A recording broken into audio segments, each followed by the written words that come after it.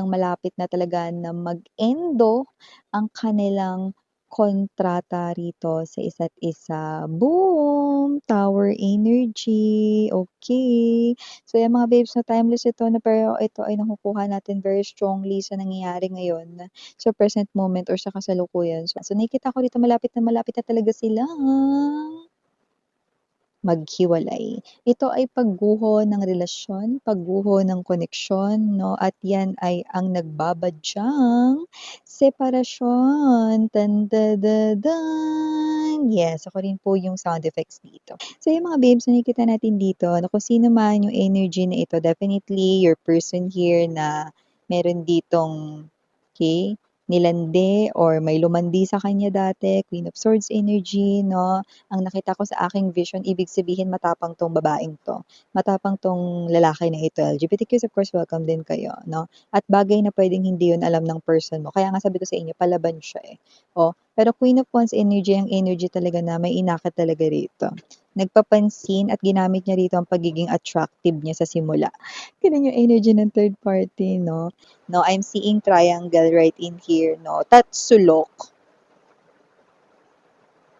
The Devil, the Chariot, and the Tower. Ibig sabihin, divine timing, universe, God Himself, no, now interfered in their connection. Bawal na pag-ibig kasi ito, no? Bawal kasi ito, no? Isang malaking kasalanan ito na dapat ay tapusin, basagin, sirain. Kaya dito na pumapasok, no, ang role ni universe. Gano'n ba 'yun, Miss Yan? Oo, 'no? Kaya nga 'di ba, magugulat kayo na may mga instances 'no, na parang yung lihim na dati pa 'no, bakit ngayon lang nabunyag 'no, gano'n, 'no?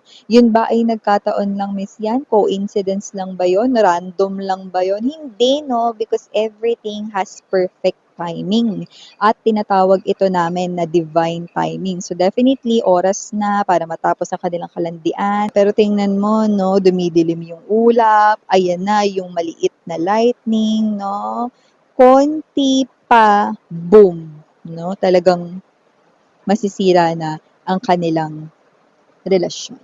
Everything na ginagawa ng tao ay may kapalit, okay? It's like a ball na binato sa wall, 'di ba? And magba-bounce back ito pabalik sa nagbato. Gano'n 'yun, okay? So, universe also wants you to know na hindi nakakatakas ang mga taong nakakagawa ng kasalanan sa atin ng gano'n-gano'n lang, okay? So, parang kagaya sa batas ng mundo, 'di ba, yung mga nagkakasala nakukulong sila sa city jail, 'di ba? Tapos dito, gano'n din, mapaparusahan yung mga nagkasala 'no, sa pamamagitan ng karma ng kanilang ginawa 'no. Kung ano yung extent ng pain na naramdaman mo or ng nagawan ng atraso 'no, ng mga energies, yun din yung extent ng laki ng damage na sasaluhin nila, 'di ba? So, gano'ng klase ng sitwasyon. Bagay na hindi nila nalalaman, 'no? Pero kagaya ng binabanggit ko sa inyo, hindi naman ginagawa yun ni universe kasi alam mo na, 'no, gusto lang manakit ni universe or what, 'no?